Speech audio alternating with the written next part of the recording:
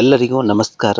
ಇವತ್ತು ನಾವು ಉತ್ತರ ಕರ್ನಾಟಕದ ಅತ್ಯಂತ ಪವಿತ್ರ ಆಧ್ಯಾತ್ಮಿಕ ಕೇಂದ್ರಗಳಲ್ಲಿ ಒಂದಾದಂತಹ ಹುಬ್ಬಳ್ಳಿಯ ಶ್ರೀ ಸಿದ್ಧಾರೂಢ ಮಠಕ್ಕೆ ಬಂದಿದ್ದೇವೆ. ಅದು ನನ್ನ ಕುಟುಂಬ ಸಮೇತವಾಗಿ ದಕ್ಷಿಣದ ಕಾಶಿ ಅಂತಲೇ ಪ್ರಸಿದ್ಧವಾಗಿರುವ ಈ ಆಧ್ಯಾತ್ಮಿಕ ಮಠಕ್ಕೆ ಬಂದಿದ್ದೇವೆ ನೋಡಿ ಸ್ನೇಹಿತರೆ. ಸಿದ್ಧಾರೂಢ ಮಠ ಅಂದ ತಕ್ಷಣ ನೆನಪಾಗುವುದು ಇಲ್ಲಿನ ಅಪಾರ ಶಾಂತಿ, ಜಾತಿ ಮೀರಿದ ಭೇದ ಭಾವವಿಲ್ಲದೆ ಎಲ್ಲರನ್ನೂ ಕೈಬೀಸಿ ಕರೆಯುವ ಈ ಮಠಕ್ಕೆ ಸಾವಿರಾರು ಭಕ್ತರು ದರ್ಶನಕ್ಕೆ ದಿನಾಲು ಬರುತ್ತಾರೆ. ಮಠದ ಒಳಗೆ ಕಾಲು ಇಡುತ್ತಿದ್ದಂತೆ ಒಂದು ರೀತಿಯ ಆಧ್ಯಾತ್ಮಿಕವಾದಂತಹ ಅದ್ಭುತವಾದ ಶಾಂತಿ ಸಿಗುತ್ತದೆ.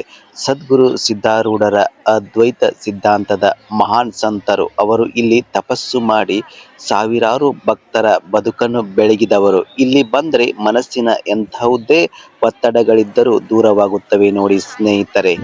ಇಲ್ಲಿ ಸದ್ಗುರು ಸಿದ್ಧಾರೂಢರ ಮತ್ತು ಅವರ ಶಿಷ್ಯರಾದಂಥ ಗುರುನಾಥರ ಸಮಾಧಿಗಳಿವೆ. ಇಲ್ಲಿ ದಿವ್ಯ ಜ್ಯೋತಿಯನ್ನು ನೋಡಿದಾಗ ಮತ್ತು ಮಂತ್ರಘೋಷಗಳನ್ನು ಕೇಳಿದಾಗ ಮೈ ರೋಮಾಂಚನಗೊಳ್ಳುತ್ತದೆ.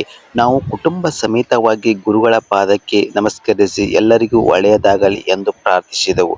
ದರ್ಶನದ ನಂತರ ನಾವು ಮಠದ ಪ್ರಮುಖ ಆಕರ್ಷಣೆ ದಾಸೋಹ ಭವನಕ್ಕೆ. ಇಲ್ಲಿ ಜಾತಿ ಧರ್ಮದ ಹಂಗಿಲ್ಲದೆ ಪ್ರತಿಯೊಬ್ಬರೂ ಅನ್ನ ದಾಸೋಹ ನಡೆಯುತ್ತದೆ.